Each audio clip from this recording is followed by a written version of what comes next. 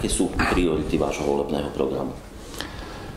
Ja nemôžem mať v podstate iné priority, ako je hospodárske oživenie tohto regiónu, tohto najchudobnejšieho regiónu na Slovensku, a to predovšetkým cez rozvoj a podporu malého a stredného podnikania, cez rozvoj dopravnej infraštruktúry, predovšetkým ciest 2. a 3. triedy, ale samozrejme aj so zámerom posilniť diaľnice, výstavbu diaľnic a rýchlostných komunikácií.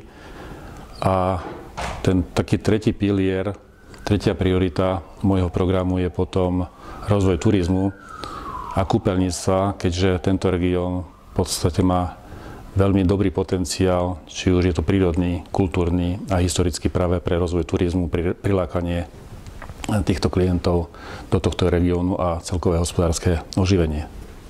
Niektorí vládni, ale aj opoziční politici tvrdia, že 8 samosprávnych krajov je príliš veľký počet na Slovensko. Ďalší dokonca hovoria, že sa treba zamyslieť nad tým, či majú samosprávne kraje vôbec existovať.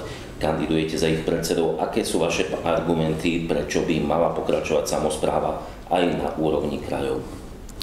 Už tento fakt, že kandidujem, prakticky hovorí o tom, že súhlasím, alebo že akceptujem v podstate takéto rozdelenie, aj keď tieto regióny boli vytvorené umelým spôsobom a nekopírujú tie prirodzené regióny na Slovensku.